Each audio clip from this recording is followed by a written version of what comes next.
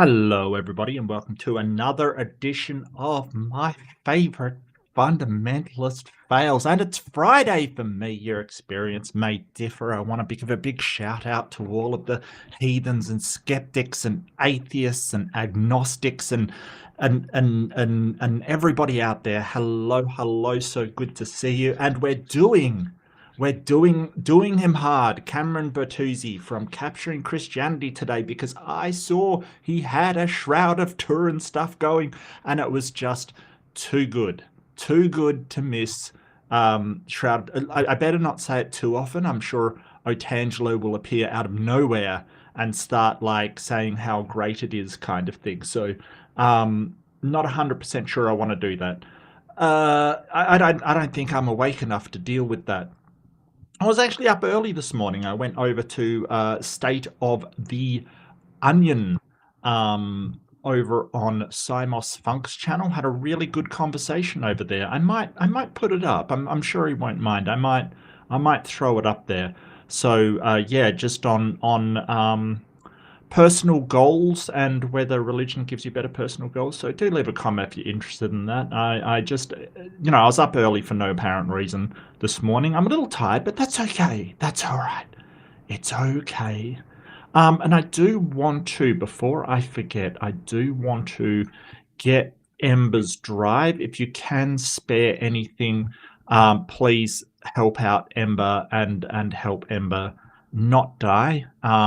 That is a really big thing at the moment. So we're all in the community pushing that. So if you can, that would be fantastic. If not, that's okay too. I know it's tough recently. I know it's all tough for a lot of people. Totally understand. But if you can spare some for my friend and yours, Ember, that would be fantastic. And I'm just trying to find the link. There it is. And I will pin that.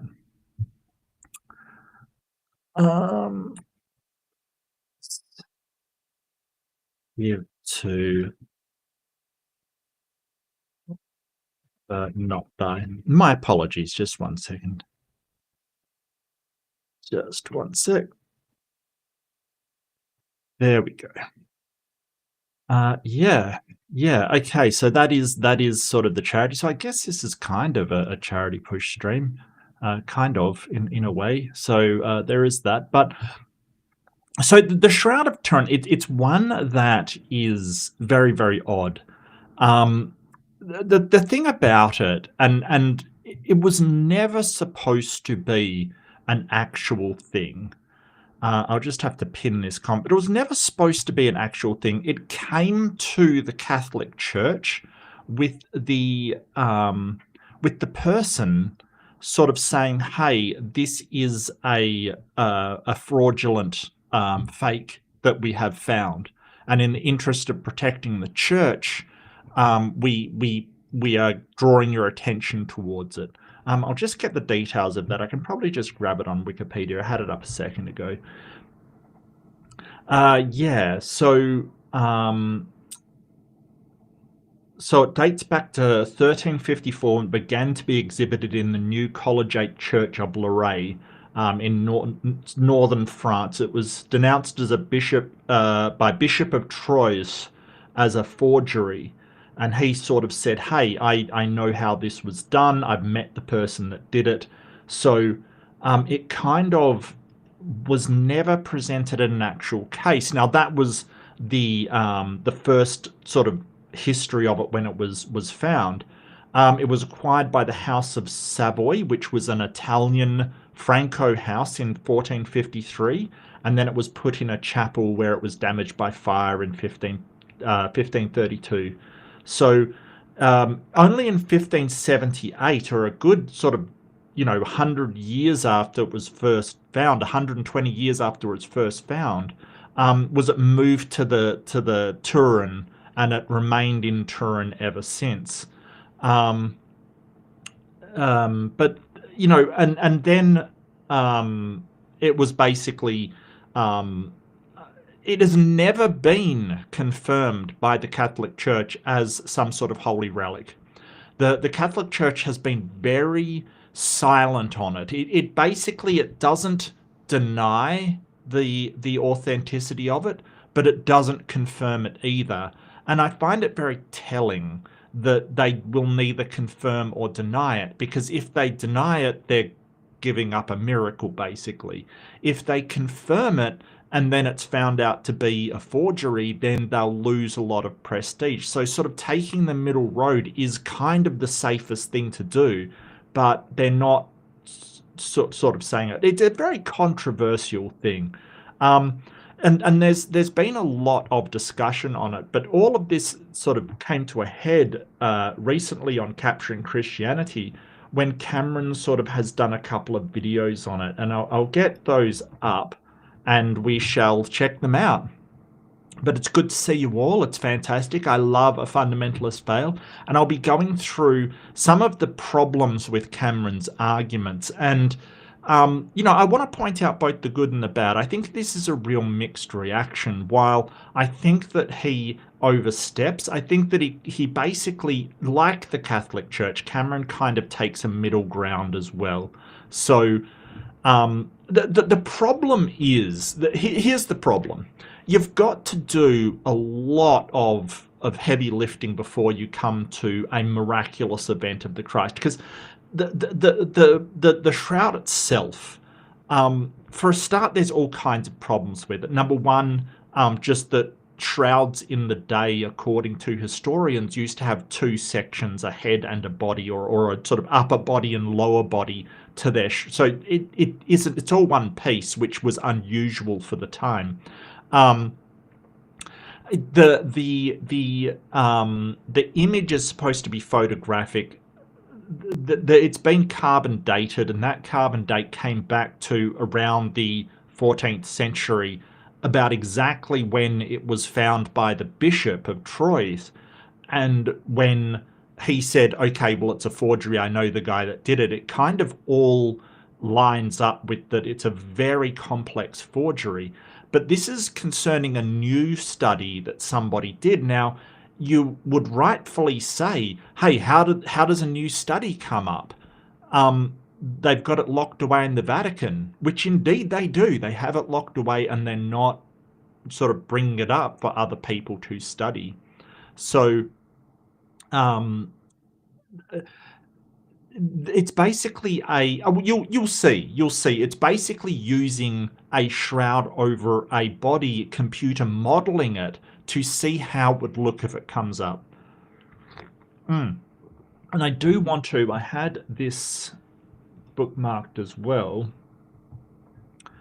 So if you're unfamiliar with it,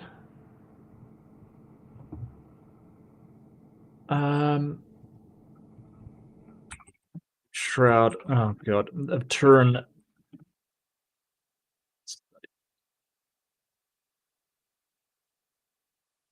Okay.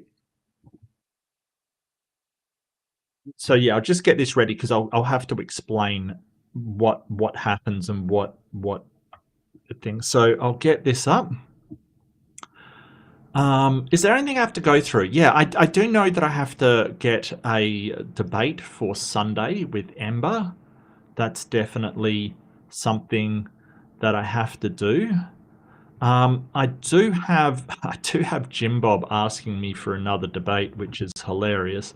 So I'll see how that goes. He wants to debate evolution, and look, if you've ever seen Jim Bob debate evolution, it's hilarious.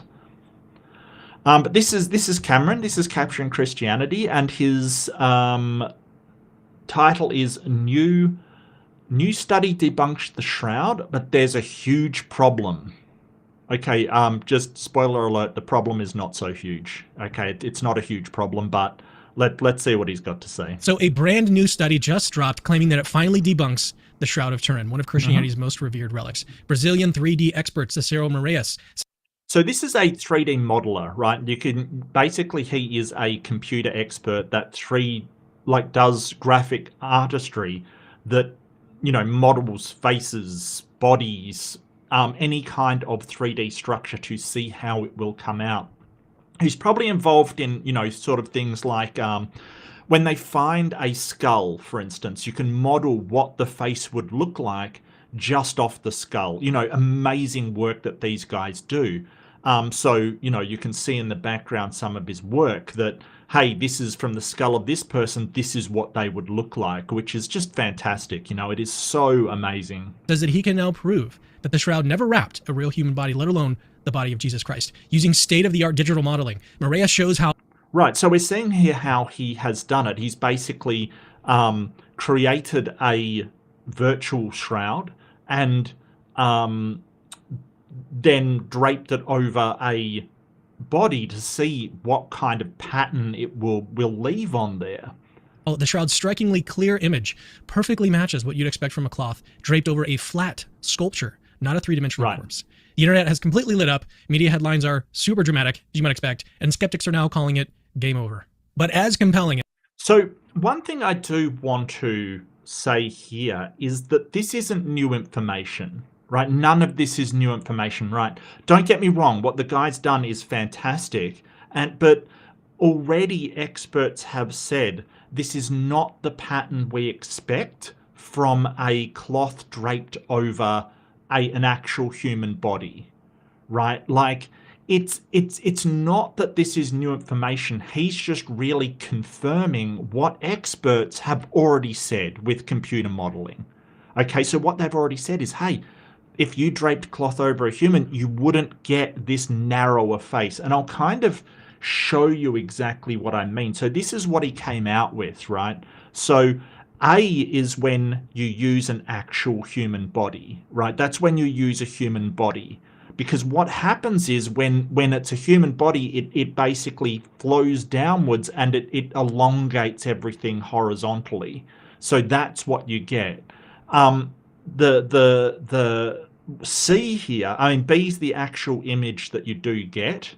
And C is sort of what happens when you put it over what's called a bas relief. It's like a flat but 3D image that's in a wall kind of thing. That's what you get. So he's kind of showed pretty definitively that this wasn't an actual human body and instead was a bas relief of a human. But let's see how he deals with it. But like I said, it's not new information. Like I've pointed out in debates before, like if you had a cloth going over a human, you would not get the type of picture that you see in the Shroud of Turin, right? Like it's looks nothing like it. All this guy's done is he's an expert in 3D modeling, and he's just basically used a computer to essentially show what we already knew. Oh, sorry, I should put the chat on the screen too. Here, I will share the chat. Share the love. Share the love. There you go. Sorry, peeps. As Amarià's findings seem, there's a huge problem here, a critical flaw in his analysis that most reports have completely missed. Yeah, so when somebody says there's a huge flaw in this analysis, you would expect it to be in his analysis, but when he comes to it, it's not a huge flaw in his analysis. Like, there's no huge flaw there. And I'll explain what I mean when we get to it. But he's sort of amping this up as this massive flaw. And, Today we're diving into exactly what Amarià got right, what he got wrong, and why the Shroud of Turin might yet have survived another attempt to bury it. Hey, I'm Cameron Bertuzzi, and welcome to Capturing Christianity, where we expose the intellectual side. Might have survived is like, a little bit like... All you got is it might have survived. Okay, well, I mean, that's not exactly... Yeah. Of Christian belief. If you're new here, hit subscribe and buckle up, because this one is going to be both fascinating and actually visually stunning. All right, before we unpack all the very juicy details of Amarià's controversial study, let's briefly catch you up on why the Shroud of Turin matters so much to so many people. The Shroud is widely believed to be the actual burial cloth of Jesus that wrapped the crucified body of Jesus Christ. It shows the haunting... Yeah, I think when he's talking about, like, wildly believed, I don't think that it's that wide, like it's widely believed within the Catholic Church, but outside of it, nobody really believes it at all. Like I would say it's more widely believed to be a fake than it is to be a truth. Even within Christianity, Protestants generally don't believe it. The only people that really do is the Catholic Church. And, so words like that, widely believed, yeah, maybe in the Catholic Church, but outside of it, no, it's not. And that's, it does feel like weasel words to me a little bit. Like, nobody believes this except for kind of Catholics. But, so not even the Vatican has confirmed this to be an actual relic. So even they don't 100% believe it because they haven't confirmed it. Detailed image of a man bearing wounds exactly matching those described in the Gospels: pierced wrists, scourged back, wounds on the head from thorns, and even bloodstains consistent with Roman crucifixion. Well, the weird thing is, and here's the thing, if somebody faked it, they would have been able to read the Gospel and it's not it's not like if they were slightly different, you would know that they weren't the real ones, because it doesn't give you, if the cut on his side is horizontal instead of vertical, they're not going to know. They're going to say, hey, that exactly matches. Well, I mean, it... For decades, researchers have been fascinated by this relic. It's not the Christians, it's not just Christians who are intrigued by this. Even skeptics admit that the shroud is unlike anything we've ever seen in history. Its image isn't painted. There's no pigment, no dye, no ink. The image itself penetrates... Actually, that's not 100% true. There was a study done by a chemist that said there was an ochre used on it, but he sort of disagreed with everybody else on that. It was Walter McCrone, a pioneer of light microscopy, an expert in electron microscopy. Man, that word is hard to say. Crystallography, ultramicroanalysis. He took samples in 1978. He said that it was a dilute solution of red ochre in a gelatin medium. Apparent blood stains were painted with vermilion pigment. He sort of disagreed with everybody. And so radiocarbon dating by 3 independent laboratories, so 3 completely independent laboratories, established that the shroud dates back to the Middle Ages between 1260 and 1390. The time when it was found in 1389 is kind of on the dot for that. Absolutely on the dot. So, this hasn't been taken seriously by people for a very long time, except if you're Catholic. It's only the outermost surface fibers. It's incredibly superficial, thinner than a human hair. And perhaps most intriguingly, it actually encodes 3-dimensional information, something completely unique in historical artifacts. In other words, it's not just an image, it's a kind of mysterious 3D photographic negative that no one has ever convincingly replicated. Well, he wasn't fired, he left. He left the team probably under pressure, kind of thing. But, even like it's just that they haven't been able to really show it at all. That this is actually blood in any way. Even with today's robust scientific technology. Recently, an X-ray scattering analysis from 2022 independently dated the shroud's fabric back to around 2,000 years ago, placing it squarely in the time of Christ. Now, if you're interested, I covered this new evidence a few months back. You can click on it right here. This analysis got a lot of people thinking, is the shroud finally being vindicated by modern science? Along comes... Yeah, no one's dated it back to the time of Christ. There's nobody. It was dated, just not back to the time. I don't know where he's getting this information from. And his groundbreaking or maybe faith-shaking 3D study. But here's the twist. As convincing as his findings initially seem, once you dig just a little bit deeper, you'll realize that there's something very big that he's missing. There's nothing that he's missing. A spoiler alert, there's nothing that he's missing. And I'll explain why. So all he is doing, and it's not even that groundbreaking. So it's groundbreaking, or as he says, faith-shaking to the Catholics because they want to believe it. And when computers and an expert in 3D modeling's involved, they go, "Oh, this is another nail in the coffin, no pun intended, of the Shroud of Turin. But this is information we knew already. Experts had already said, hey, this is not the image that is produced when you drape cloth over a human. It is elongated just simply because of the nature of three-dimensional modeling. It's like that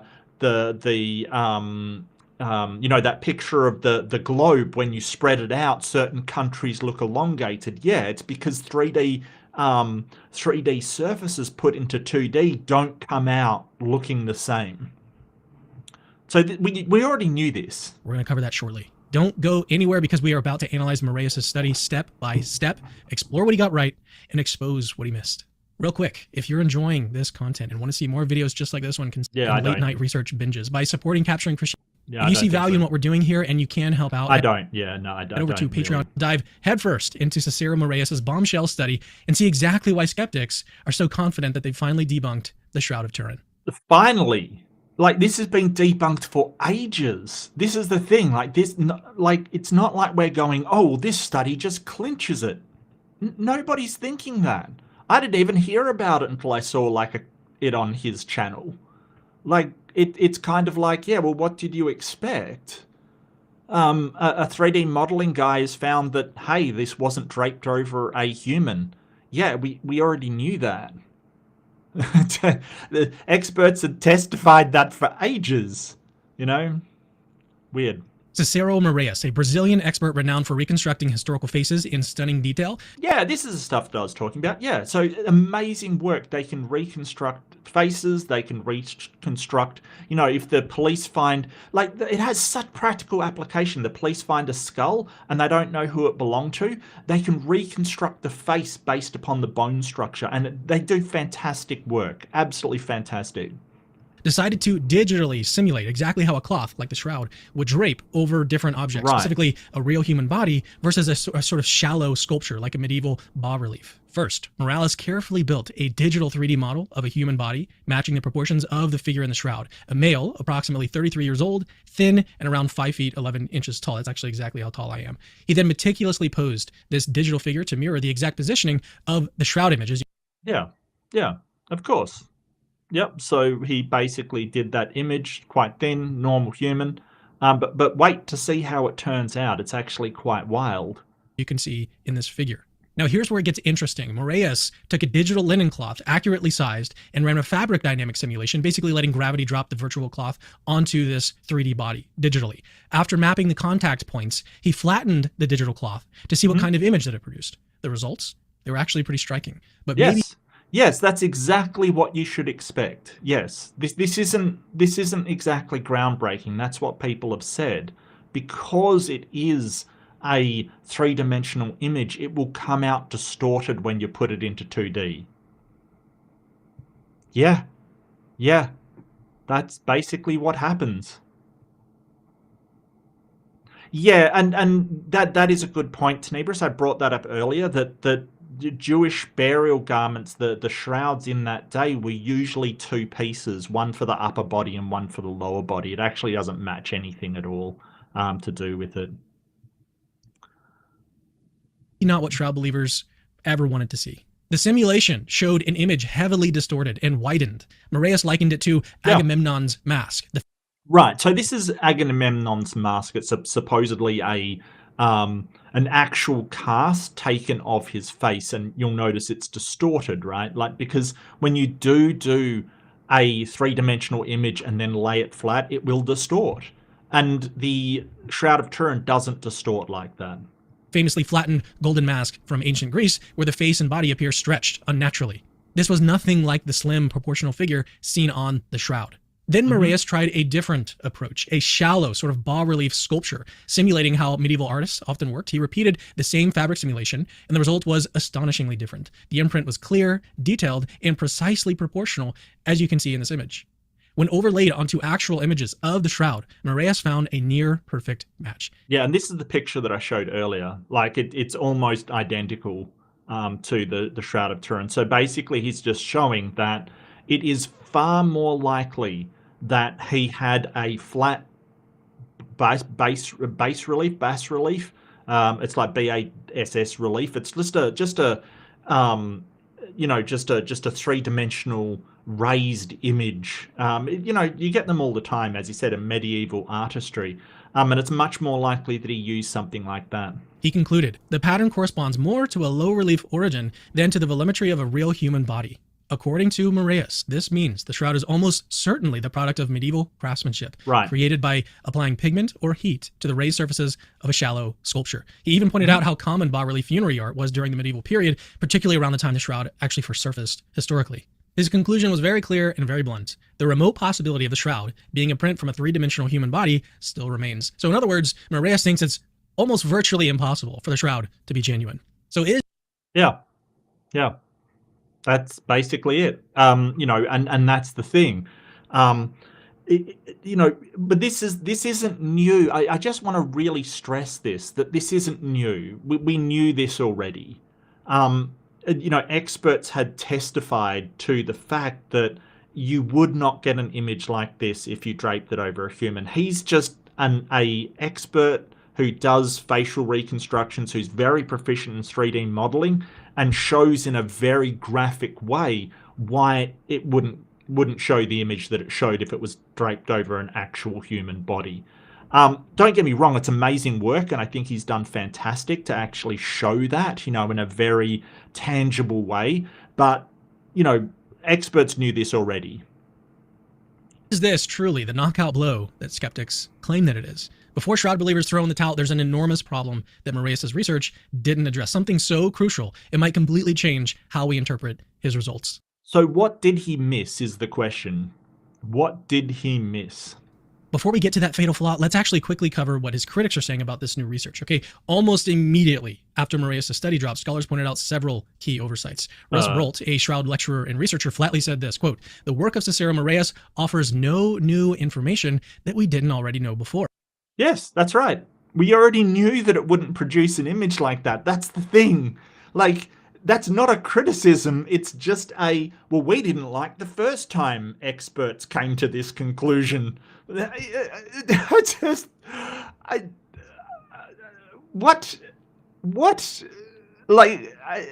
he's actually right about this. Okay, Shroud experts have known for decades that a simple cloth-to-body contact couldn't produce the image that we see on the shroud. Amarià himself even acknowledged that he didn't address the microscopic or chemical characteristics of the image. He focused strictly on geometry and distortion. Yes. Why would he? This is the thing. This is the thing with Cameron Bertuzzi.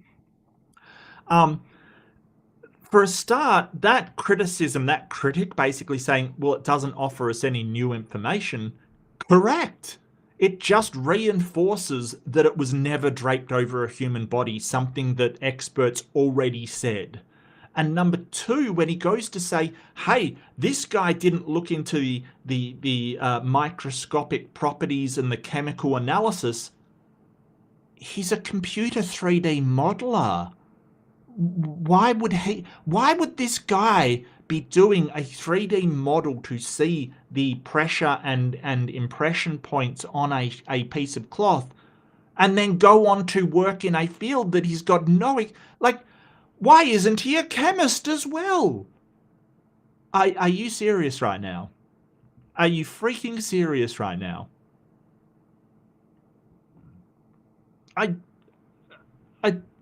If a chemist went and said, hey, this is chemically similar to the ochre used in medieval, he would say, yeah, but did he go and do a 3D study of how this, it's ridiculous. Like we have specialists for each field. Like somebody doing a computer analysis of 3D pressure points because that's their specialization would not go and do chemistry as well. Someone else would do that if the Vatican ever gave the thing up, which they probably won't, So here's why this matters. Okay, studies from the Shroud of Turin Research Project, or STURP, back in 1978, already demonstrated conclusively that there's no pigment, dye, or scorch mark. No, actually, it did not. There was somebody that absolutely disagreed, Macron, and he actually said there was pigment in it, and he left under pressure halfway through the study. Now, Walter McCrone, he actually is very, very, very well respected. I believe he got. I just look it up here, but McCrone was actually the main name to do with that. Like, he was the main guy, and he sort of said, "Hey, yeah, there was ochre in it, there was paint in it," and basically said how it was done. But you know, nobody wants to listen to him because they did need the permission of the Catholic Church in order to do their studies. All of the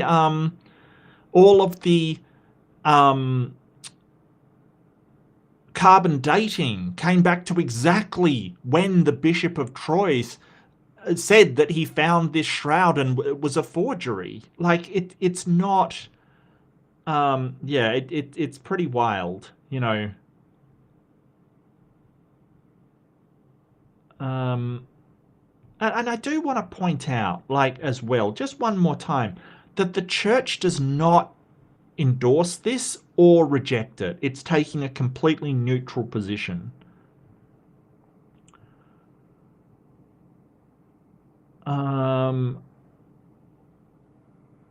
Walter McCrone.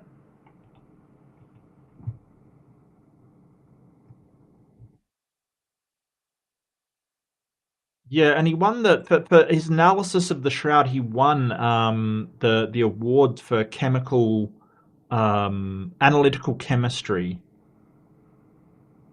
Yeah, in 2000 he received the American Chemical Society's National Award in Analytical Chemistry. So it's actually an award-winning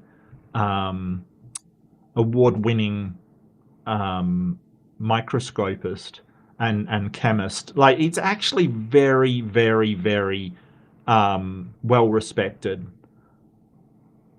So, yeah. Oh, a super chat from Left-Handed Jedi. Thank you so much, Jedi. Get your shroud made from Egyptian cotton, high-end thread count that feels like a miracle. Get yours today. Supplies are limited. Yes, indeed. For $49.90, for $5 USD, you too can have a Shroud of Turin. Flat like our Lord. Causing the image. The image itself penetrates only the very outermost fibers, an impossible feat for medieval artists. Moreover, Stirp showed... I don't think it was. That's the thing. And Stirp, he's really not mentioning that came up with mixed conclusions. I'll just find the thing of Stirp. Like, don't get me wrong, it's an amazing achievement, but people are able to do this kind of stuff. It definitely is very, very, very contentious. Where is Shroud of Turin Research Project? Yep.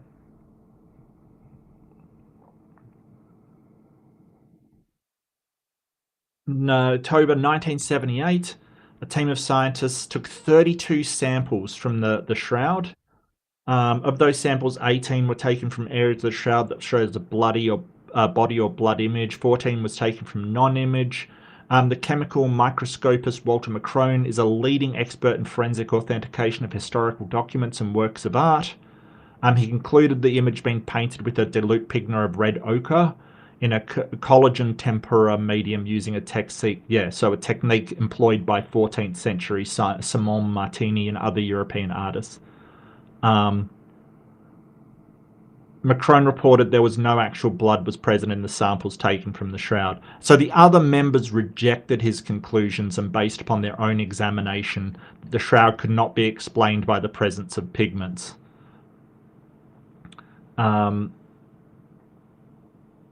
In his book, Ray Rogers states that Anderson, who was McCrone's Raman microscopy expert, concluded that samples act as organic material when he subject them to laser. So there was definitely, this wasn't like a conclusive thing. It was, McCrone resigned from Stirp in 1980, giving back all of the tape samples.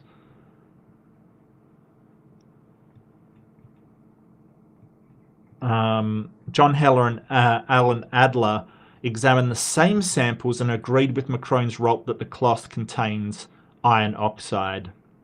However, they argued the exceptional purity of the chemical in comparisons with other ancient textiles shows that while redding flax absorbs iron selectively, the iron itself was not the source for image on the shroud. So they basically said, yeah, it contains iron oxide, but it's not from the markings on the shroud, which I don't know about that. I don't know.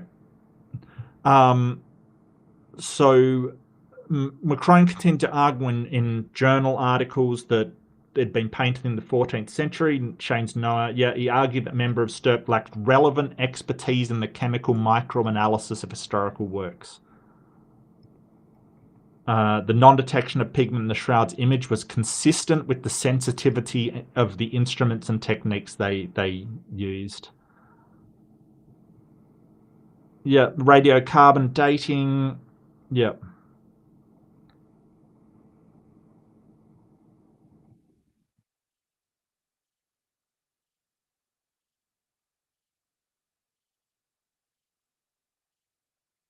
Yeah, so there's a lot of evidence against it. There's a lot of evidence against it. So his sort of say, hey, it was conclusive that it's blood. No, no, it wasn't. In fact, the lead researcher resigned over them, the rest of them saying, hey, it's blood, when he says no.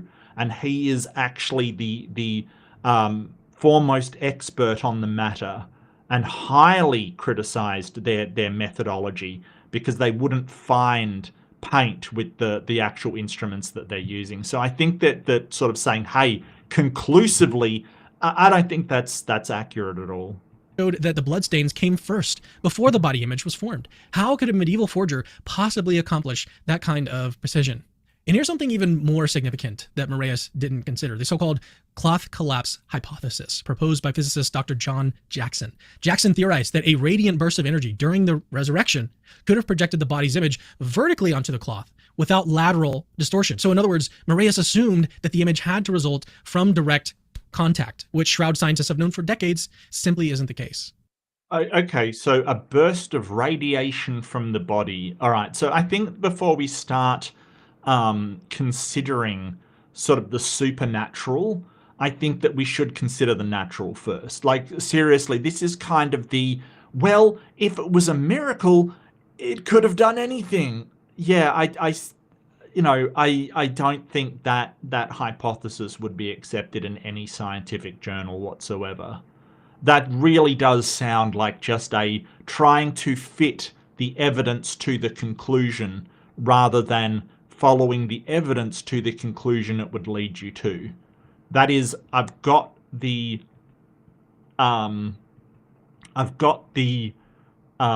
conclusion I want, and if it was radiation, if it was supernatural radiation that poured out of the body, then it could do it. Yeah, I don't. Show me how that works first, and then we'll consider it. Wow. Okay. 3D imaging expert Ray Downing, known for his Real Face of Jesus documentary, summarized it bluntly. Moraeus used off-the-shelf 3D software to state the obvious and grab headlines, without addressing the deeper mysteries like No, he's just confirming what we already knew by using computer modeling. That's what he does. That's the thing. He's not just trying to grab headlines, or maybe a little bit. Maybe he wanted to say, hey, we can now have the capacity to use a computer to model. Like, this was not big news in the atheist sort of circles. I didn't know about this until I heard a Christian, i.e. Cameron here, talking about it. Like, I had no idea, because it's just not new information. But to him, because it just puts another nail in the coffin, he's bent out of shape about it. He's like, oh, this can't be true. What if it is? Like, this is the thing. As we go along, we're going to get more information that will lead us towards the truth. And this is just another one. But yeah, he's just showing in a very, very simple way why it couldn't have been a shroud around a body. Unless, of course, you've got supernatural glow radiation that somehow imprints it on there. Magic, I guess? the perfect encoding of subtle 3D data, no residual materials on the cloth, or how parts of the image formed without even touching the body. Yeah, so that's not that's not his area, right? That's not his area. This is the thing. It's like when they go, they talk to a biologist and they go, oh, yeah, but you can't explain how the geological layers were laid down. It's like, that's not his area. Like, come on, my guy. You can't expect a 3D modeling guy to go into the chemistry. Like, seriously, what the hell? Having heard now from the critics, let's now turn to the critical flaw in Moraes' research. As compelling as Moraes' visuals might seem, his research overlooks one of the... Yeah, and that is the problem, because his visuals look really compelling, right? They really simply point out a major, major flaw in saying that this was the shroud of a human. It's not how a human's image would be transferred to a shroud. It would be distorted. And so in order to make it real, they just get angry, like they just get upset about it, because it really does show. And, don't forget, this isn't to convince atheists that the shroud is real. What this is damage control. They've got somebody who's come out, illustrated very, very well in very easy to understand and in, stark contrast how this thing would act. And this is damage control to try and make people still believe the unbelievable. Like, it really is. It's not to convince anybody. No skeptic's going to turn around and go, oh, well, if this study wasn't real. No, we've already known this for ages, that it's distorted. Most puzzling and famous features of the shroud, the digital negative phenomenon. Let's slow down for a second because, well, what exactly do we mean by digital negative? Well, when you snap a photo on an old school film camera, what you first see is a negative image, something like this.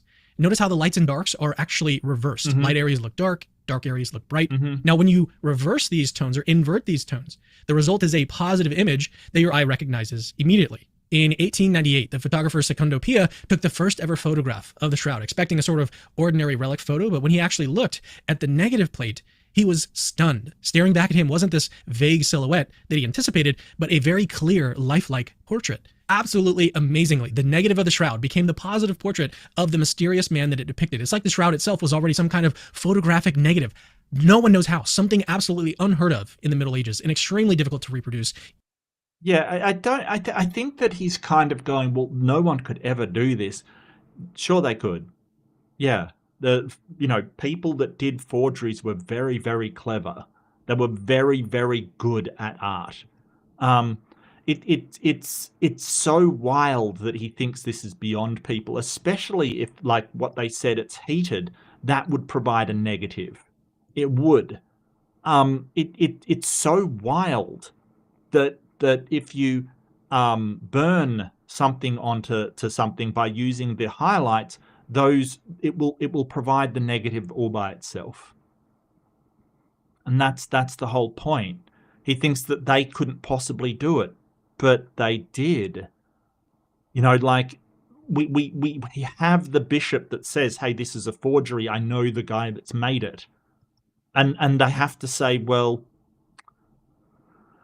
whew, but you're not. But the one thing Cameron isn't addressing is why it's not distorted. And he sort of alluded to, hey, a scholar of some place, I don't know, some kind of shroud expert, not even a physicist or anything, just a shroud expert, probably a history professor, says, oh, it could be radiation providing really? I don't think so. Because you'd have to, show me how that works. Even today. But it gets even stranger. The shroud image doesn't just have, inverted tones. It actually encodes 3D distance information. When researchers digitally map the brightness of the shroud image onto height values, a clear three-dimensional representation of a human body emerges, like the iconic 3D rendering that you see here. This means that the intensity of the shroud... Yeah, I'm not sure about that one. I haven't heard that one. I don't know... I haven't heard anybody confirm or deny that. This is a new one to me. It just sounds like, hey, the pattern goes through the cloth.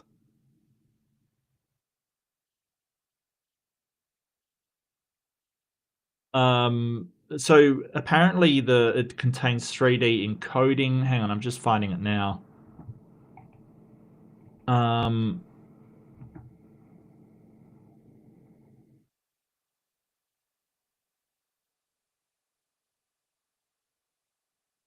okay, so apparently this would be information that you would get from a low relief sculpture, which is what we're talking about here. Um,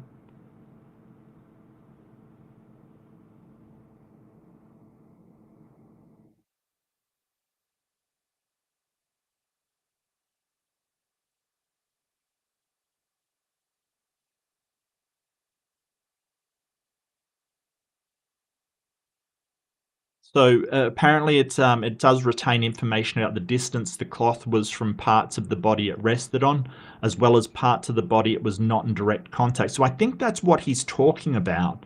Um, but sort of what he's saying is that um, that if he used low relief and then used heat, it would um, it would mark, like if he used some kind of heat transfer, it would mark the areas that weren't in contact with the low relief structure. So it's not like, and so he's sort of saying, hey, this is encoded three-dimensional image. Yes, kind of, but that just means that in some way the radiant heat like seared the ochre in the exact spots, like it didn't have to be in contact with it, and if it wasn't in contact with it, it was lighter. That's it. I don't, it's kind of, it's a bit weird.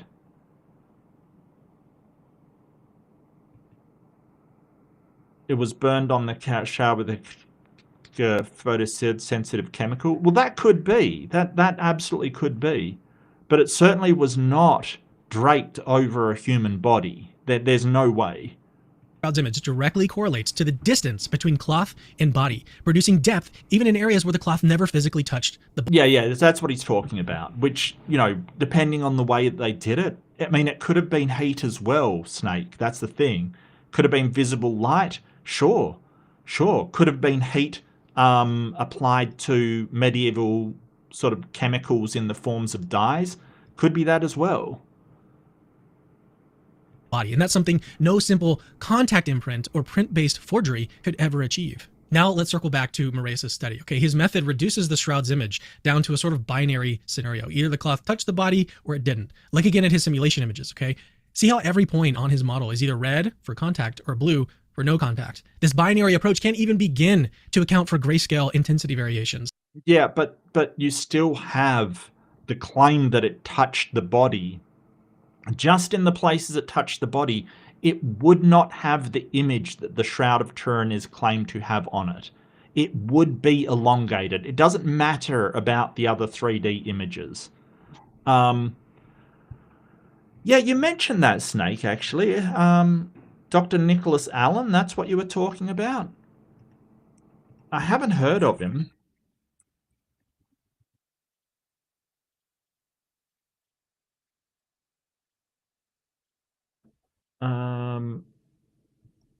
So proto-photography. Sure, yeah. Yeah, could be. I mean, I don't know for sure, but what I do know is that if it was around a human body, it does not show, it just does not show the kind of flattening that you would see from a three-dimensional human to a two-dimensional image. And it doesn't matter about the other stuff. Like, Cameron's just trying to muddy the water here. Like, I'll show you the photograph again, just so you can sort of see. Right. So number A, yes, number A. Good one, Mark.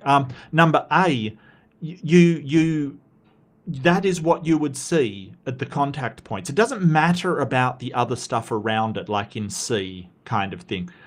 That should be what you see, just because of the cloth being draped over them, right? Like the C is if it's a flat relief. And yes, that looks like the Shroud of Turin.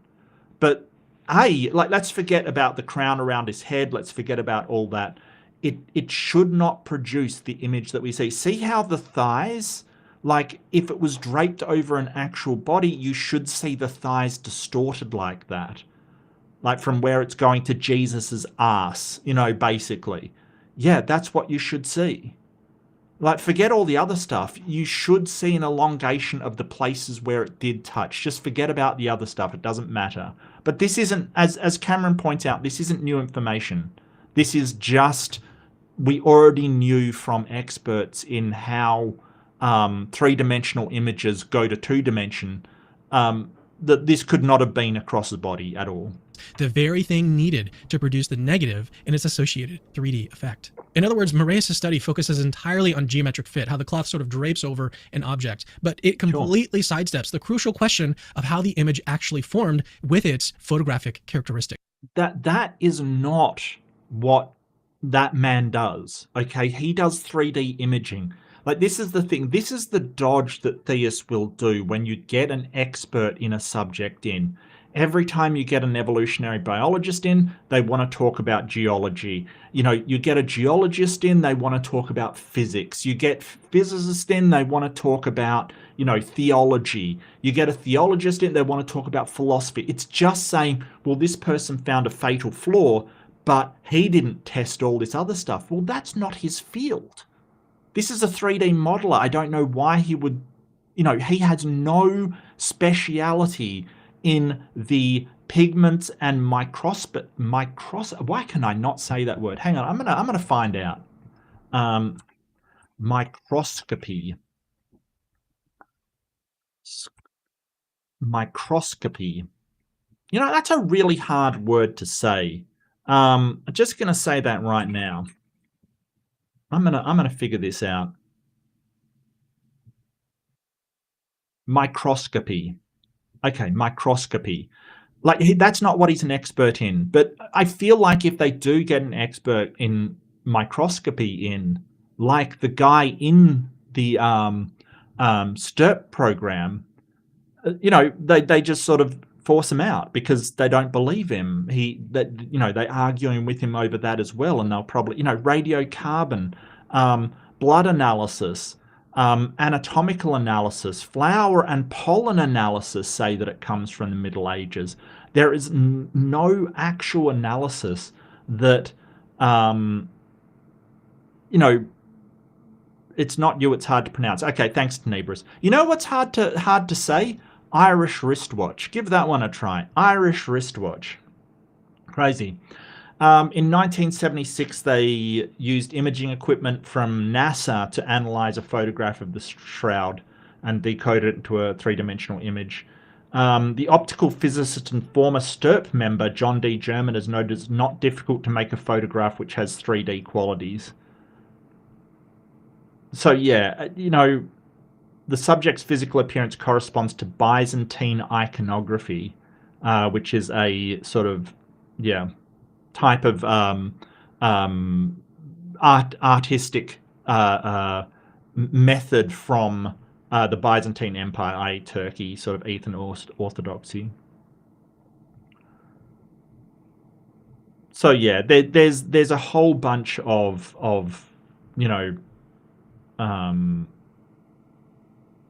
whole bunch of stuff. Joe Nickel is a sculpture of 3, yeah.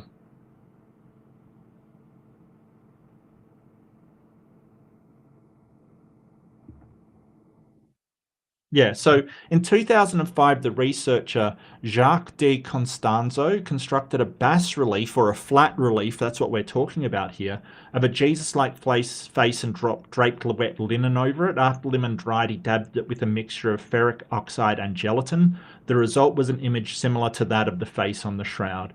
The imprinted image turned out to be wash-resistant, impervious to temperatures of up to 250 degrees, and was undamaged by exposure to a range of harsh chemicals, including bisulfite, which without the gelatin normally would have degraded ferric oxide to the compound ferrous oxide.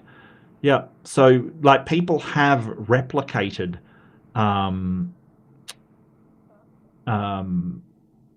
replicated some forms of it that looks very similar to it. Now, do we know the exact method? Maybe not. But people have replicated something that looks very similar to it.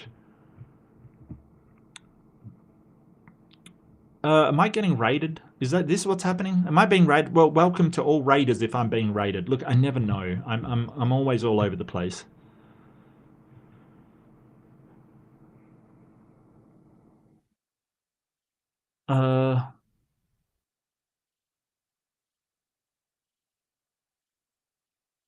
Hello. Yeah, I'm having trouble pronouncing that. That's okay. I blame Simos. Simos get me up. And Simos got me up early. I'm going to blame him. So here's the bottom line. All right, Moraes may have convincingly argued that a full body contact scenario doesn't fit the Shroud. Fine. That idea was largely discarded decades ago. No one thinks that. Yeah, but it's not just a full body contact. It's just any contact whatsoever. This is the thing that Cameron's missing. If it was draped over the body at all, right? That if it came into contact with his face at all, like, what does he mean by not? How do you get a funeral shroud that's not full body contact? Explain that to me. How does that work? I don't understand that. Like, I do not understand how you can have a funeral shroud, something that you claim wrapped up the body of your Lord Jesus Christ, and didn't contact the body. How does that work? Wow. He claims that a low relief bas relief fits better geometrically, but fitting an outline isn't remotely the same as reproducing the photographic negative effect. Because Moraes' method ignores the most remarkable feature of the Shroud, it leaves the central mystery completely untouched. Yeah, and that's not his field. This is the thing, when you get specialists in their field, they won't go outside of it. But luckily, what we do have is somebody else doing that, right? We have where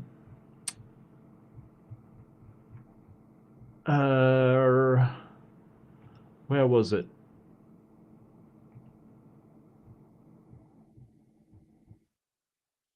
Radiation processes. Yeah, where was it? The Jacques de Constanza in 2005 that used a bas relief of a Jesus-like face and reproduced it. It was a result similar to he dabbed it with a fixture. It was ferric oxide and gelatin. And you know what? The thing is that ferric oxide and gelatin was exactly what the lead scientist found in the original study, right? Think back to what I said. Hang on a second, I'll find that. Walter McCrone, right? Dr. Walter McCrone, the lead on the study of the original one back in 1978, found that it was a dilute mixture of red ochre, a form of iron oxide, right, in a collagen tempera, i.e. gelatin. And the unsurprisingly, what's that? Macron did that in 78, and then Jacques de Constanza in 2005, which is what, 33 years later, odd, said that he used a bas relief, right, and dabbed with ferric oxide and gelatin, exactly what the lead researcher said. Wow. It's incredible. It's incredible.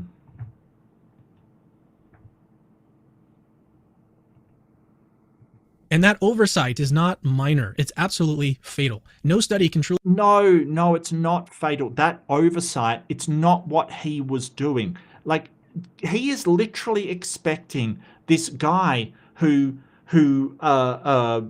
pilots a computer doing 3D modeling for skulls and, faces and, contact points. He probably 3D models how fabric is flown. He probably does forensic analysis. He expects him to go out and do the chemistry as well, right? That's not his job. He's not trained in that. It's not a fatal flaw because other people have done that. Other people have done that work. Other people have done the carbon, the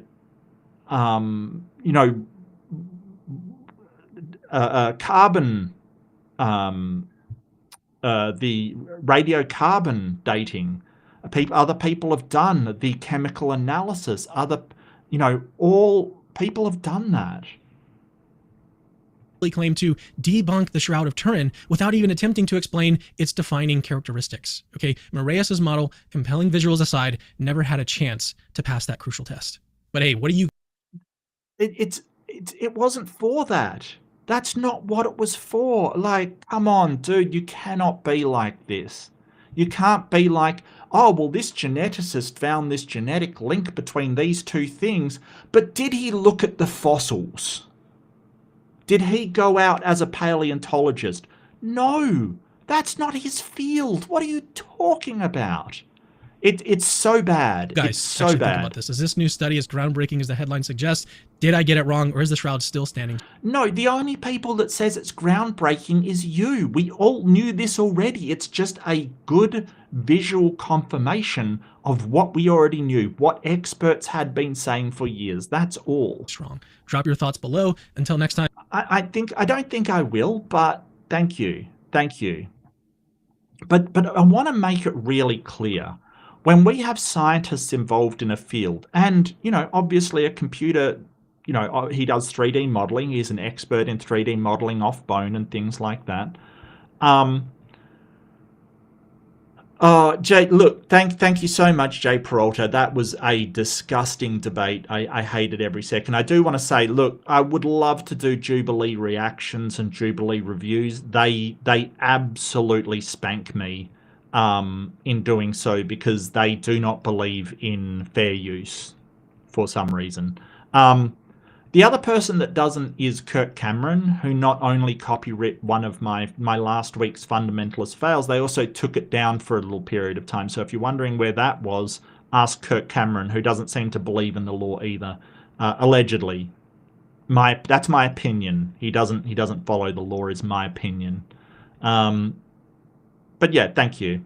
But here's what we do. We have specialists in fields. And this guy, he's just come and said, hey, well, people say that it shouldn't look like this. I'm going to computer model it because that's my area, right? We have a lot of stuff like this. We have specialists in areas that when something is taken to them, they go, oh, well, I think I'll look into that because that is my area.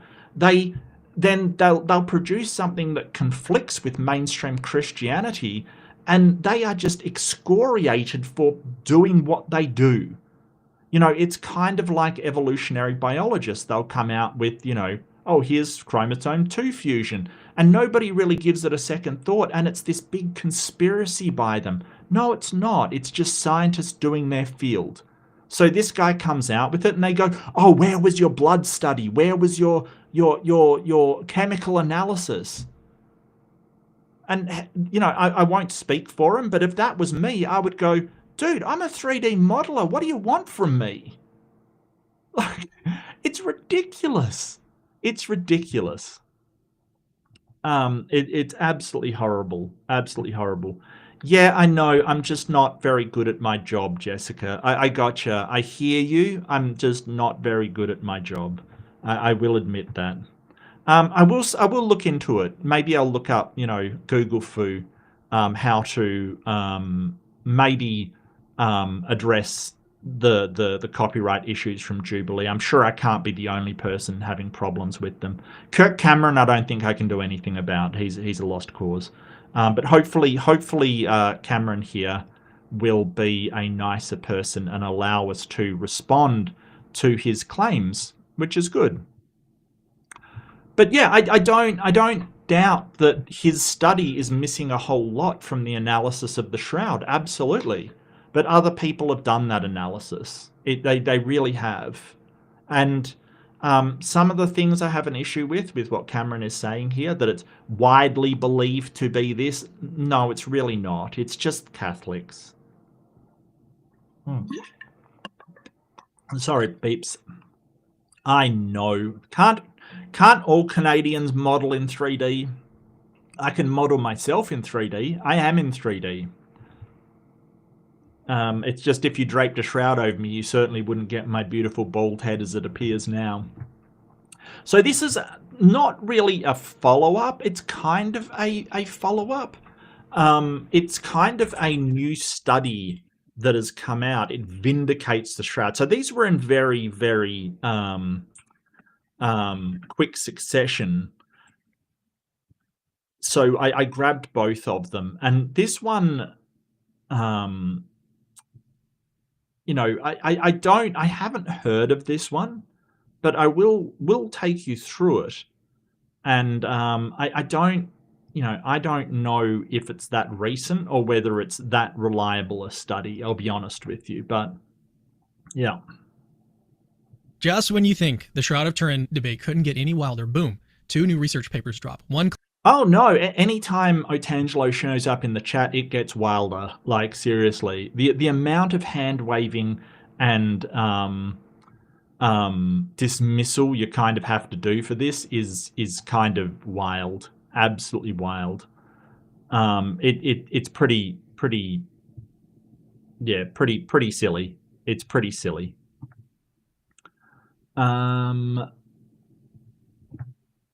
Claims to debunk the Shroud, the other might have just vindicated it. And the timing is suspiciously perfect. So first you've got a study that says the Shroud's image is more consistent with a medieval artist pressing cloth onto a carved plate, a sort of bas-relief, then wrapping it around. Is that how you pronounce it, a bas-relief? I thought it was bas-relief, but it's spelt B-A-S, but hey, it could be a bas-relief. But it's basically low relief, yes. Yeah. A real human body. However, the author admits that he didn't even try to explain the Shroud's photographic characteristics or... Yeah, because he's not a microscopic... I hate that. I hate that word. I'm never going to say it again. No, I will. Microscopist. Woof!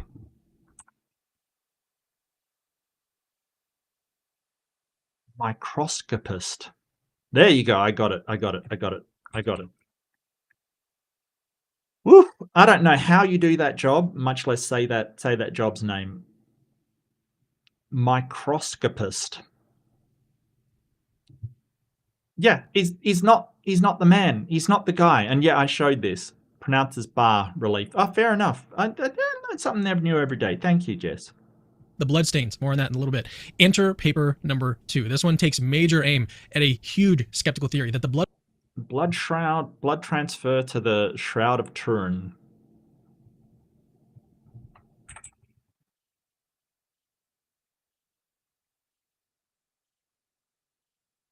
Kelly Curse.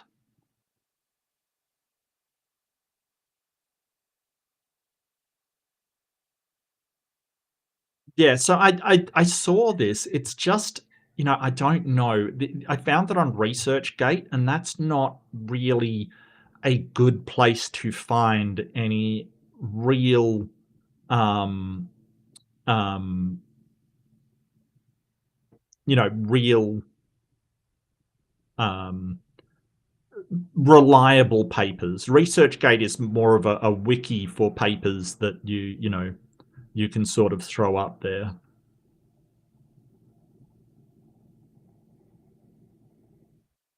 And I don't see any peer review on this either.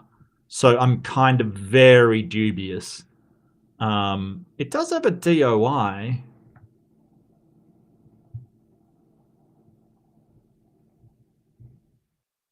But yeah, I'll download that text. I do want to have a look at it too. I only found this last night. I do apologize, but let's see together. Marks came from a freshly washed corpse that sort of oozed fluids after death, and then puts that theory to the test in the lab. If this new research is right, it doesn't just dent that theory, it absolutely obliterates it, which means the Shroud just got a whole lot harder to fake. In this video, we're going to pit these 2 studies against each other, one that seems to undermine the Shroud and another that might have just actually saved it. And then we're going to ask the big question, does this actually settle the Shroud debate once and for all? Stay tuned. Before we unravel the rest of this mystery, hello, I am Cameron Bertuzzi, and this is Capturing Christianity, where we explore the evidence, the arguments, and even the history us on Patreon. Without your is that the Shroud's image is more compatible with a medieval. Yeah, so this is the follow-up one, and he's basically saying, hey, this is the sort of, they're hypothesizing that blood could do this, but he's not actually providing an alternative to the paper that, or the study that the 3D modeler did, because even if it is real blood, it still wouldn't be a cloth draped over a body, because those features would still be elongated. Like, it doesn't actually address the paper at all. So, you know, microscopist. I'm never going to say that word again. I hate it. Thanks, I hate it. Artist pressing the cloth onto a carved, low-relief plate or a sculpture, a bas-relief, rather than it being draped over an actual human body. He built a full 3D model, digital model of a man, simulated cloth draping over it, and then compared it to the cloth draping over a compressed, low-relief version. The result? The bas-relief produced a very clean, right, and this is just going over what we saw earlier. So this isn't new information. Even in this video, in the first video, it wasn't new information. Experts had already said that you should get an elongated image if it is draped over an actual body, and it's unlikely to be so. It's just the thing that was added by the 3D modeler's work was just how similar it was to the Shroud of Turin when he uses a flat bas relief, like a slightly raised image that would be on a wall or on a tomb or something, right? You know, this is really emblematic of somebody doing work to confirm what we already knew. You know, we already knew this. Antarctica. I hate you, Deviant. No, I love you. I know you're doing it for my own good. Better bounded image, closer to what we see on the Shroud itself. Now, here's where my main pushback on this research comes in, and I did an entire video on this already, linked in the description. Marià's model only measures contact geometry. It doesn't even attempt to explain the Shroud's most famous features, its photographic negative quality. Yeah, a 3D modeler would be going into, you know, photography and you know, radiation studies and chemical studies. Like, get out of here, Cameron. Come on, dude. Seriously. I don't know. It's wild. And its mysterious 3D image encoding, and crucially, something I didn't even get into in my last video, it completely ignores the blood. In fact, Marià openly admits that blood chemistry and transfer were completely outside the scope of his work. And of course it was. He was doing 3D modeling. So one thing that he's sort of glossing over is that the guy modeling it didn't have a piece of the Shroud, right? Like, because the Catholic Church has it wrapped up and secreted away and isn't really allowing any studies to take place on it, because they didn't get the greatest result the first time. So essentially they haven't supported it. They haven't said it's fake. They've just said, you know, could be fake, could not be. We don't know. We're not going to say.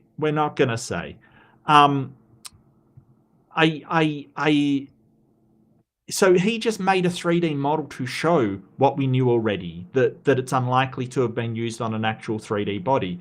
But now Cameron's going, well, he didn't do, you know, chemical analysis on it. Well, no, of course he didn't. But it's funny, the people that did say something completely different than what you're saying. That's exactly where this new study comes in, because it dives headfirst into the blood evidence, and what it finds is, well, let's just say it's not very good for skeptics. All right, now let's get to the study that has Shroud researchers buzzing. This one comes from Dr. Kelly Kearse, an immunologist who decided to put one of the most persistent skeptical explanations for the Shroud's blood marks to the test, the so-called body washing hypothesis. Now, if you've never heard of this hypothesis, don't worry. Here's why it's so popular among skeptics. One of the striking things about the Shroud is that the blood marks, whether from the crown of thorns on the head, the scourging, or even the side wound, are unusually sharp and well-defined. The edges aren't smeared and blurred like you might expect. They look almost stamped onto the cloth, and that's not what you'd expect if someone had wrapped a blood-covered body in linen right after death. Fresh. Right. So he's basically saying that, hey, a thing is that it was painted on or stamped on or in some way transferred that wasn't actually blood because the blood would be smeared. That is just one hypothesis. There's also the medieval sort of photograph hypothesis where they used light to sear it. There's a heat hypothesis, as I went through before. But the really telling thing is that when the lead in 1978 did analysis, microscopic analysis, he didn't find blood. He found an ochre. He found a artificial substance, not a organic substance. That's the thing. It was sort of a pigment was found, not a not blood. Like, I'm sorry, but people disagree, and he was the lead on that study. Blood on a body that's been handled, moved, and wrapped would probably be kind of messy.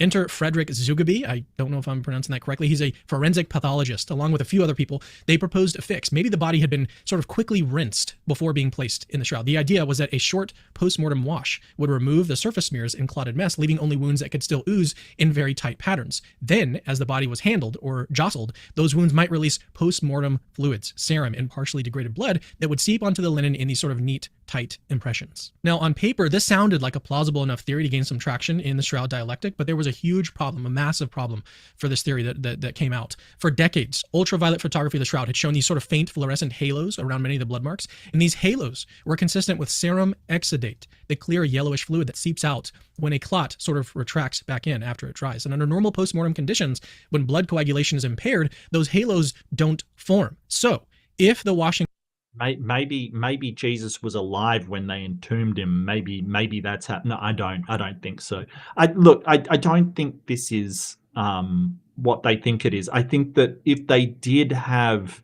blood there, they would have found traces of it. It's wild that we can find trace elements of blood from everywhere, but not here. I don't know about this one, champ. hypothesis is true, and we're dealing with mostly post-mortem oozing, then why do we see these little halos around the blood marks? That's the question that Kirst decided to answer in the lab recently. She ran a series of experiments designed to mimic post-mortem conditions, low pH, acidic blood chemistry, and impaired clotting versus normal living blood. She tested what happened when blood dried naturally and what happened when partially clotted blood was pressed against another surface, as would happen if a body were wrapped in cloth. Now here's what she found. Okay, normal blood that could still clot, formed visible serum halos as it dried. And when the blood was partially clotted and pressed against the surface, the halos transferred right along with the main stain. When she tested post-mortem-like blood simulated with anticoagulants and low pH, it did not produce halos. No matter how she dried it, no matter how she pressed it, there was no fluorescent borders. So here's a translation of that. The chemistry of post-mortem blood after death, is fundamentally different from the chemistry of clotted, real wounds. And if you don't have the right kind of living blood, you don't get those neat serum rings, those halos that the Shroud clearly shows. That is a direct hit to Zugabe's washing hypothesis, because if the body had been washed previously, the blood that then transferred onto the cloth afterward would have been mostly post-mortem seepage, exactly the type that Kirst found does not produce those little halos. Here's his conclusion, and this is where things get pretty interesting. So he's arguing that they didn't wash the body, that they thought, hey, it wasn't smeared because they washed the body and it was effluent and seepage out of these wounds. And he's arguing, no, they didn't wash the body. So that, how does this back that it's actually the actual thing? I'm bewildered as to why this sort of makes it so. It definitely was the wounds of a dead person. It sounds like it wasn't, because if he wasn't washed, it would have been smeared. If he was washed, it would have produced. It wouldn't have produced these halos that you see on the cloth. So I don't understand how it supports him at all.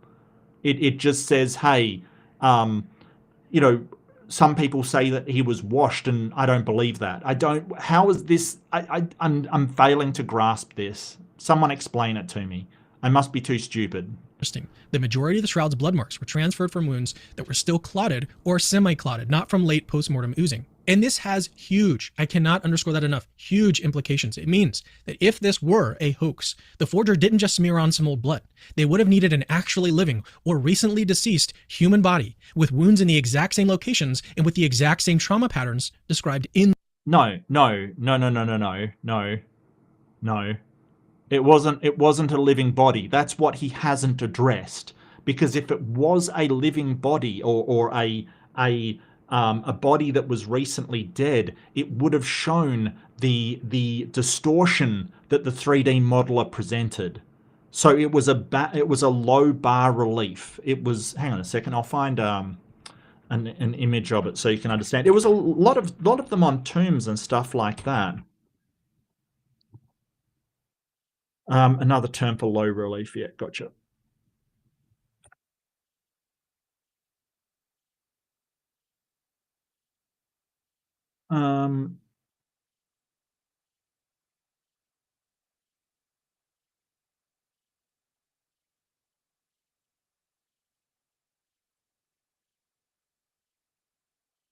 So something like that, right?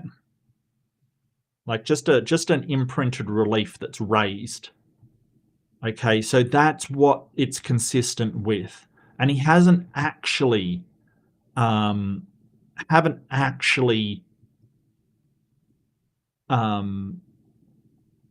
addressed that issue, that if it was an actual body, it would have been distorted. He's not addressing the issue. He's just saying, hey, this person says that the washing scenario is out. Okay. What does that mean? Well, that's the thing, Hooligan. The guy that did a strategy in the year 2005, I think, found that it was incredibly durable, kind of thing. I'll find Jacques de Constanza. It was like wash resistant, impervious to temperatures of 250 Celsius, that's 482 Fahrenheit, and was undamaged by exposure to a range of very, very harsh chemicals. So, you know, the guy that did this using bas relief actually made it so it was incredibly durable. But, you know, yeah. The Gospels. Okay, just think about what this would entail, all right? You'd have to scourge a victim in a way that matches Roman flagellation marks. You'd need to puncture their scalp in a way consistent with the crown of thorns. You'd have to drive nails through this person's wrists, through their feet. You'd even have to spear their side in a way that produces both blood and clear serum, because that's what we see on the cloth. You'd also need to make sure. No, not if it's a ferrous oxide ochre in a gelatin medium, which is exactly what the lead researcher found in 1978 when he did the analysis on that markings, right? He found a ferrous oxide and he found gelatin. And if you use that, that would create the markings. Like, this is the thing. He's just like, well, it looks like this thing, so that's what it has to be. Yes, but when scientists go in and analyze it, that's not what it is, son. So what? You haven't actually addressed why it's not distorted at all. It doesn't matter. That their body was in a state where those wounds still contained partially clotted blood that would leave those little halos. Oh, and then after you do all of this, you'd still need to figure out how to later produce an image that has a perfect photographic negative quality and intensity to distance. Yeah, I wouldn't say perfect. I mean, it's fine. I don't think it's a perfect negative, though. Like, when you say perfect negative, it's not really even that well proportioned for a human, to be honest with you. It's a bit thinner than you would expect, which would be the case if you used bas relief, by the way. Correlation that works in 3D imaging software and is only on the topmost fibers of the linen, with no pigments, no dyes, and no paint, which is something that still baffles modern scientists. Yeah, but unfortunately the head researcher for the original study, who disagreed with everybody else and resigned from the project, found paint and gelatin. Just saying.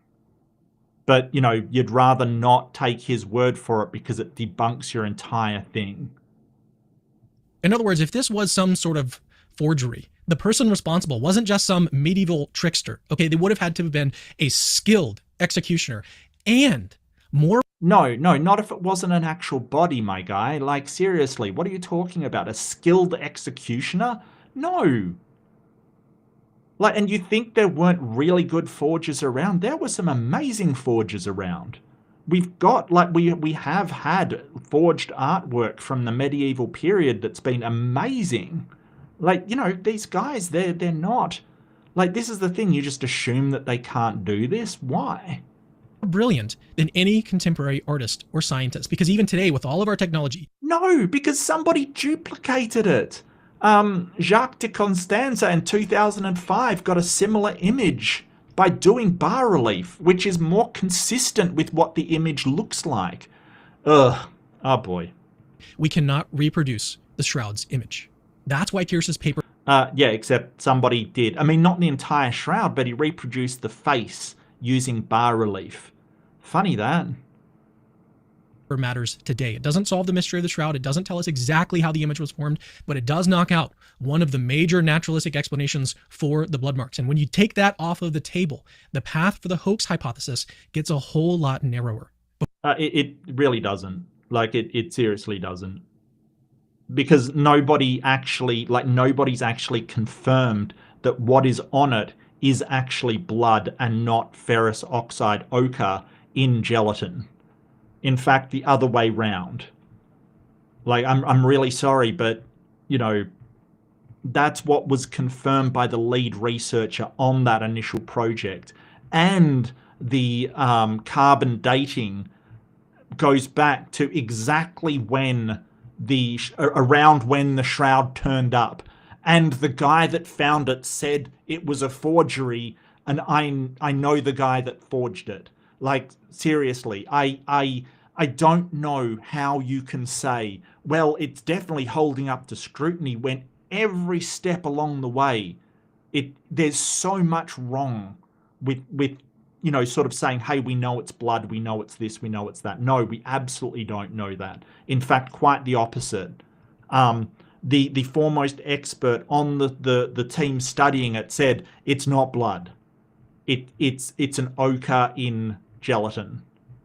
And the guy that reproduced the bas relief picture that looked similar was using ferrous oxide in gelatin to do so. Just saying. Just saying. Before we break out the confetti over Kyrce's findings, we've got to pump the brakes for just a second. Okay, there are a couple things that you need to know, things that skeptics are likely to bring up. Oh no. Well, at least he's including them. I'll give him that. At least he's including them. What are the couple of problems that we have there, Cameron? What do we got? First, the journal where Kyrce published her paper, Yep. the International Journal of Archaeology, isn't exactly a household name in the world of top-tier science. It's not listed in the major scientific databases, doesn't have an impact factor, and doesn't follow the same kind of rigorous peer review process as, say, a respected forensic or materials science journal. This doesn't mean that her research is bad, but it does give critics an easy soundbite. An easy soundbite. An easy... Like, this is the thing that absolutely blows me away about people like Cameron.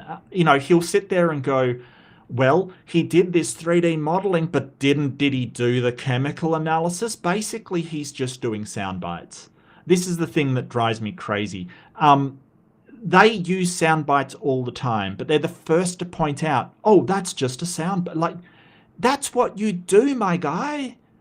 You're using sound bites. Like, of course, we have to look at the entire history of the analysis of the Shroud. Of course.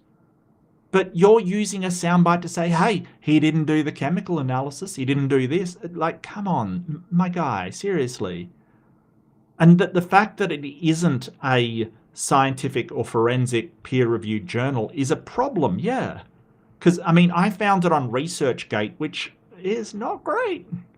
You know, things correct can turn up on ResearchGate, sure. You know, I would rather, instead of a journal of archaeology, I would rather see this in, you know, a biological journal of some sort, because you're really talking about, you know, how blood stains, or a forensic journal, absolutely. Absolutely. The evidence was so strong, why not publish it somewhere prestigious? But secondly, and more importantly, this is not the first time the washing hypothesis has been put under the microscope, and the earlier tests were already very brutal for this hypothesis. Back in 1980 and 1981, several high-level studies by Gilbert and Gilbert, Pellicore, Miller, Heller, and Adler looked at the blood areas on the shroud using ultraviolet fluorescence and chemical testing. These weren't fringe publications. We're talking about Applied Optics and other highly respected outlets. Their findings, under UV light, you can clearly see those faint halos or serum around the blood clots perfectly intact. If the body had been rinsed, those halos would have been smudged or washed away completely. Pellicore and Miller even described them as precise. Yeah, I don't know why, like, we're questioning whether it's a body at all, not whether it is a washed body or not. Like, this is what we're saying. We don't think it's a body at all, right? We think that it was a bas relief, a low relief sculpture that has been had stuff put on it to put that onto, like, so it would transfer the image. And so I don't, and I don't know this study that he's referring to. I don't see it.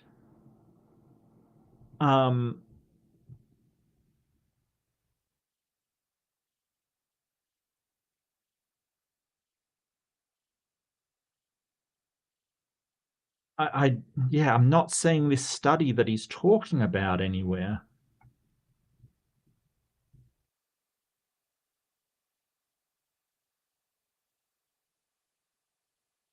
What do you say, 1980?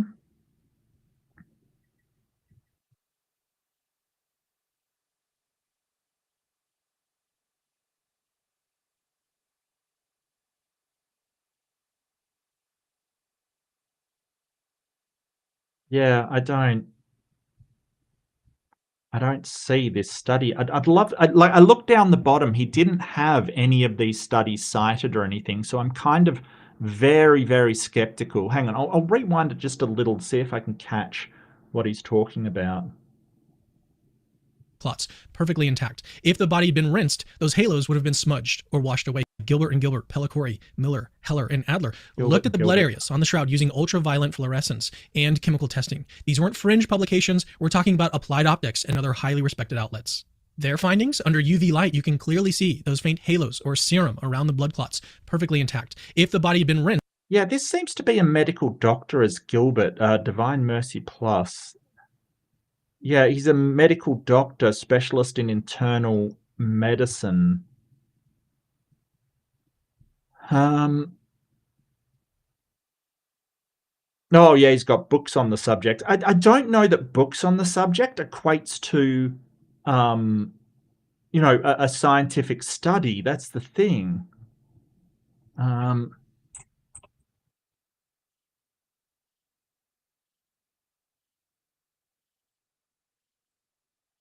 1980, here we go.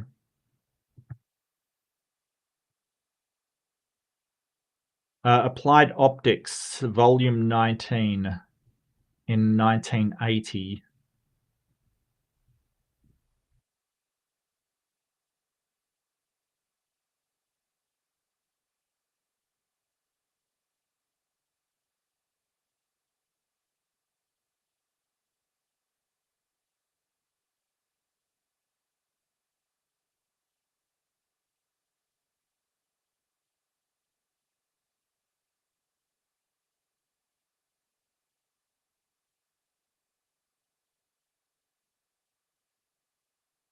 So the spectral reflectance characteristics of the body image areas appear identical with those known 1532 AD. 1532. Scorched areas within the variations found on the cloth as a whole. Comparing figures 11 and 13, the body image areas and scorched areas have essentially similar fluorescence characteristics.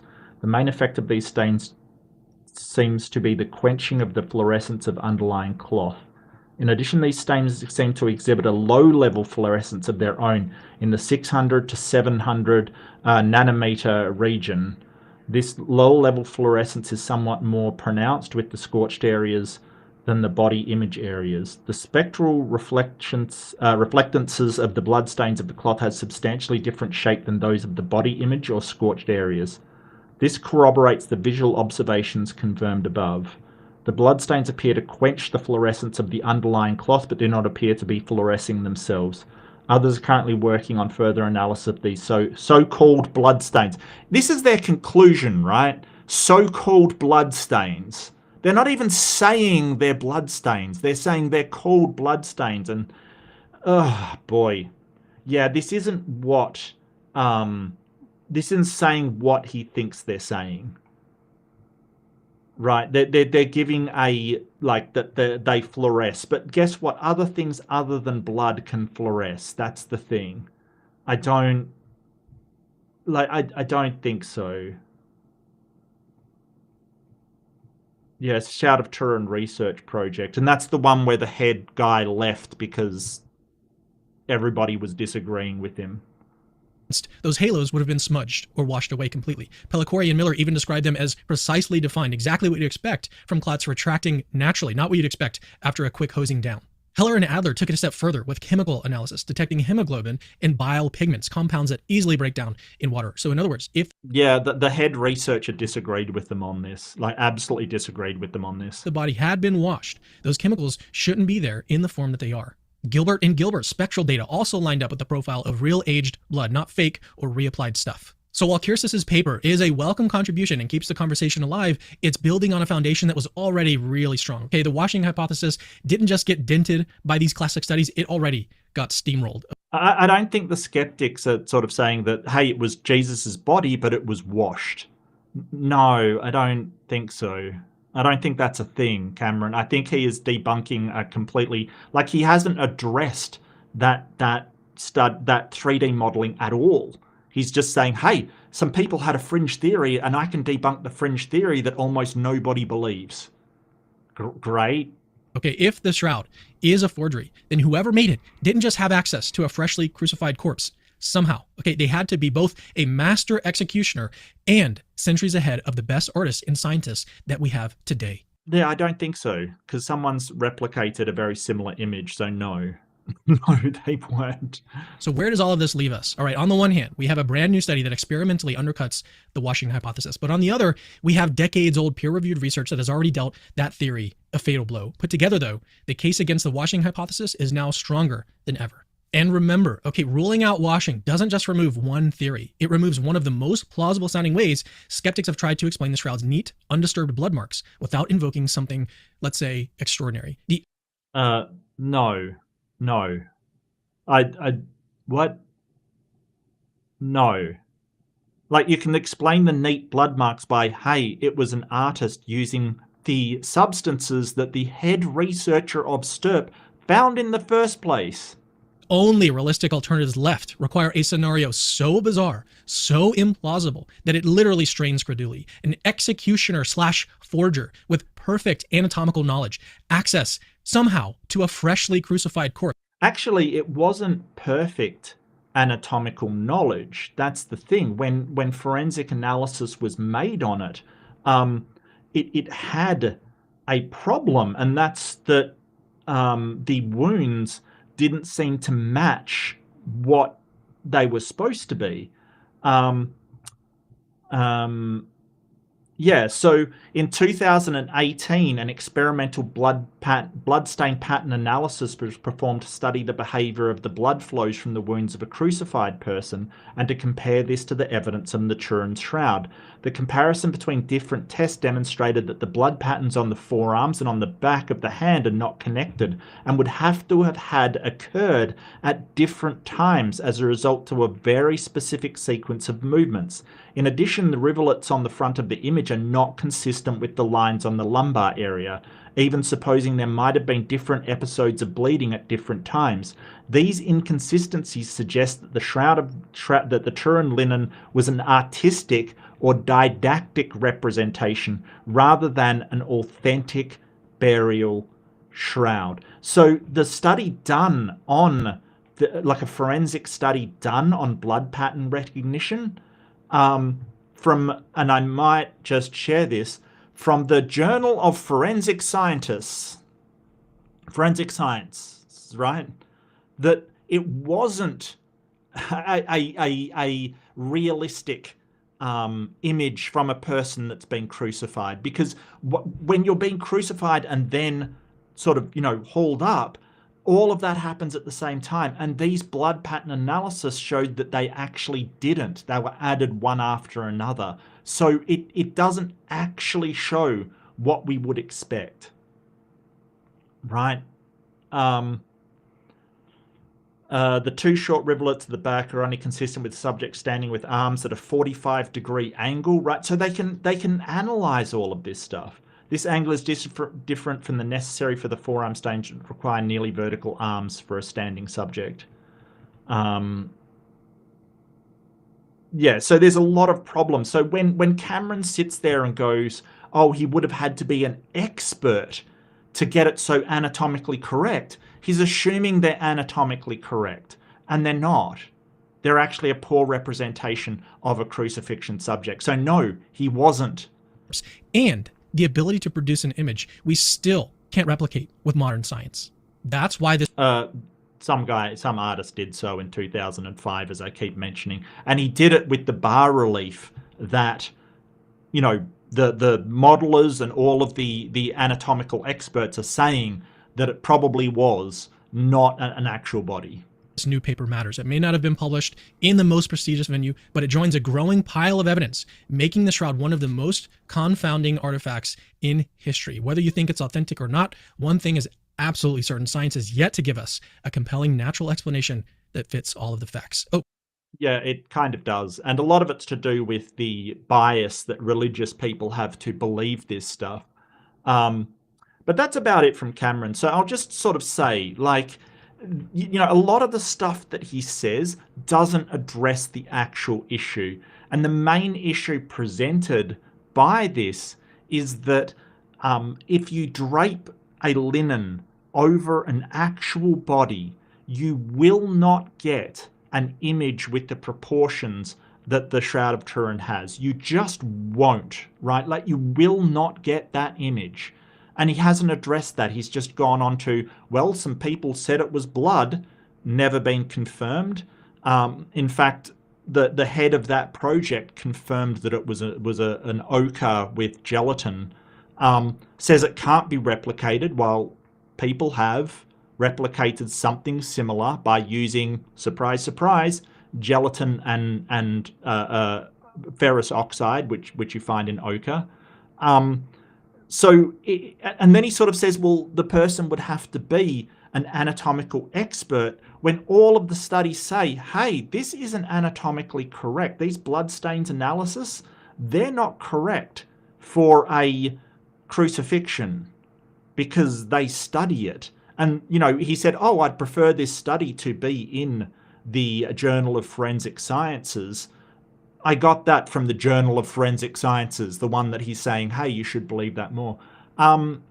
So I think that a lot of this is just sort of confirmation bias. And the very idea that a guy doing 3D modeling is supposed to also do chemical and blood and that is the thing that annoyed me the most.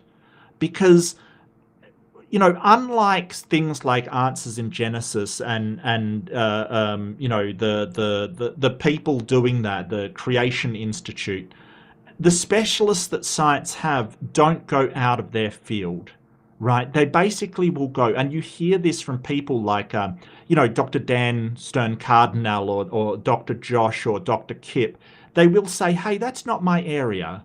I might proffer an opinion if it's sort of related, but they are very hesitant to go out and speak with authority out of their area for the best. And this guy would say, I shouldn't speak for him, but if it was me, I would say, I don't know anything about chemical analysis.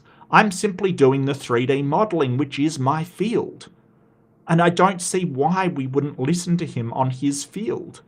But this is a horrible thing for the Catholics, because they kind of want to say, oh, well, your experts say that, it wouldn't produce an image like this. They're completely wrong. And this guy's showing with very clear very nice looking graphics that, no, the experts aren't wrong. You would not produce an image like this. And it is fatal for the Shroud of Turin narrative because, like, you have to have it draped over the body. You have to have it like that. And for him to say, and Cameron's sort of saying, hey, but there were non-contact points. It doesn't matter. There has to be contact with the body. And that contact would produce a completely different result, which we don't see. Not shown. It's not there. Like this was... The thing you've got to remember is this started as a forgery. It was found as a forgery. It was presented to the Vatican as a forgery. And, you know, what was it, 1380 or something? Like, you know, over 500 years later, they're still claiming it's not a forgery when it was started as a forgery. It was handed to them as, this is a forgery. I don't know how you can get people to, and you know, all of this scientific research, unless it is Catholic believers that are being really optimistic about it, they're finding that, hey, it has these characteristics, that it's not blood, and they want to say, oh, but someone used a laser and they found it to be blood, kind of thing. But it isn't the main lead researcher who's the expert in microscopy. It's not him. He left because people were disagreeing with him. When he's the expert leading the entire team, I mean, it is fatal for a study for the lead researcher to leave, you know, citing that they're not listening to him. And then they date it back to exactly the roundabout the date where it was found and said, hey, this is a forgery from this person at about this year. They date it back to then. And that's not a date they came up with randomly. They got 3 different laboratories to do the same carbon dating and got the same result. Now, if you want to argue that's contamination, they were taken from different places. They were done by 3 different labs. The chance of it being contamination is so low. The chance of it being contamination to exactly the same date within that error margin is ridiculous. Like, it's just ridiculous. But yeah, I mean, it's so wild that he brings up a study by some random journal that isn't even really that well respected and is an archaeological journal when you're really talking about forensic science. I don't know about that one, Chief, but in Cameron's defense, he did say, hey, it's not a particularly reputable journal and it's not, you know, you should take it with a grain of salt. Fair enough. But other stuff he was saying, no. Come on, Cameron, seriously? No. Oh, it's exactly what we'd expect from a crucifixion victim. No, you don't even get that, because the Journal of Forensic Scientists back in 2018 that did look at it said, hey, that's not realistic for a crucifixion victim. So you don't even get that. It's a poor attempt. You know, this whole idea that it is this hyper accurate representation, it's not. Like, I'm sorry, it's just not. If the forger was a genius, as he said, he would have factored in that the image would distort, like on a body, and he would have factored in all of the blood spatter analysis, but he didn't. It's not a genius guy. It's just a very good artist using an extremely good technique to make a forgery. And so, you know, and today we've got to put up with Otangelo every 2 seconds saying that it's correct. It's just wild to me how anybody can believe this with the amount of evidence stacked against it. But, you know, that's Catholics for you. And add to that, the devastating thing for Catholics is the Vatican won't confirm it, right? They will not confirm that it's an actual artifact or relic, basically. The Vatican will confirm almost anything as relics. Like, seriously, they're not shy about it. But I think that they know this is not the real deal. Like, it is a forgery. I think they know. So that's why they, if they say it's a fake, they lose a lot of prestige. If they say it's true and then it's shown to be fake, they lose even more prestige. The safe thing to do is just, just don't say anything. Let the people have their beliefs. Don't confirm it. Don't deny it. Let it run. Let them cook. But I don't know anybody that when Cameron says that's widely believed, no, just in Catholicism, that's all. But anyway, that was Cameron Battesi and Capturing Christianity. I do appreciate at some points he was being honest, like, hey, this isn't the most prestigious journal. It probably isn't the place to publish something about blood markings in a journal of archaeology. It's probably not the place. Forensic science would be better. Its peer review isn't the best. Because, yeah, they've got archaeologists looking at, basically what amounts to forensic science. Probably not the best.